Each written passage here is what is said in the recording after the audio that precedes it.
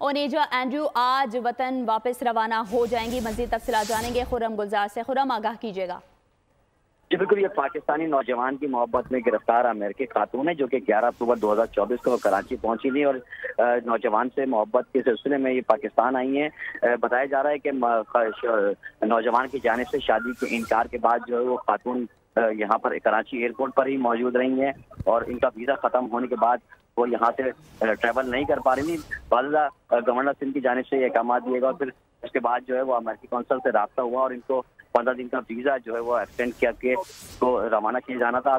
आज सुबह जब खातून को रवाना किया जा तो उन्होंने खातून ने यहाँ से रवानगी से इनकार कर दिया था। साथ ही जो हुकाम राय का बताना है कि खातून को फ्लू होने की वजह से उन्हें यहाँ के क्लिनिक में दाखिल किया गया और अब से कुछ देर कबल अमेरिकन कौंसलखाने की टीम भी कराची एयरपोर्ट पहुंच गई और खातून से मुलाकात कर रही है, जिसके बाद बताया जा रहा है कि आज रात जो है वो 11 बजे खातून को कराची से दोहा न्यूयॉर्क के लिए रवाना किया जाएगा। जी ठीक है खुर्रम, आपका बहुत शुक्रिया।